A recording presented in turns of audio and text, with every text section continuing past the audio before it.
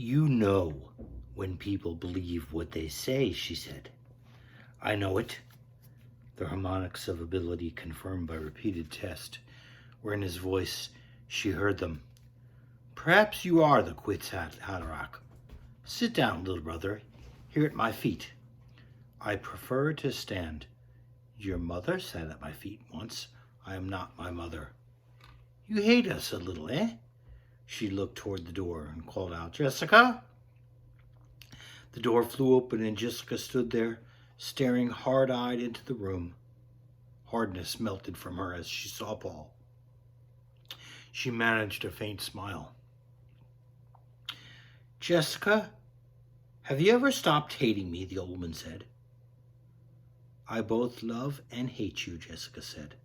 The hate, that's from the pains I must never forget. The love, that's just the basic fact, the old woman said, but her voice was gentle. You may come in now, but remain silent. Close that door and mind it that no one interrupts us. Jessica stepped into the room, closed the door, and stood with her back to it. My son lives, she thought. My son lives and is human. I knew he was, but he lives. Now I can go on living. The door felt hard and real against her back. Everything in the room was immediate and pressing against her senses. My son lives. Paul looked at his mother. She told the truth. He wanted to get away alone and think this experience through, but knew he could not leave until he was dismissed. The old woman had gained a power over him. They spoke truth. The mother had undergone this test. There must be a terrible purpose in it. The pain and fear had been terrible. He understood terrible purposes. They drove against all odds. They were their own necessity. Paul felt that he had been infected with terrible purpose. He did not know yet what the terrible purpose was. Someday, lad, the old woman said, you too may have to stand outside a door like that. It takes a measure of doing. Paul looked down at the hand that had known pain, then up to the Reverend Mother. The sound of her voice had contained a difference from any other voice in his experience. The words were outlined in brilliance. There was an edge to them.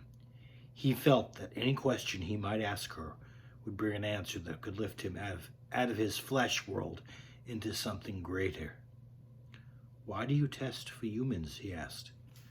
To set you free. Free! Once, men turned their thinking over to machines in the hope that this world would set them free, but that only permitted other men with machines to enslave them. Thou shalt not make a machine in the likeness of man's mind, Paul quoted. Right out of the Butlerian Jihad and the Orange Catholic Bible, she said.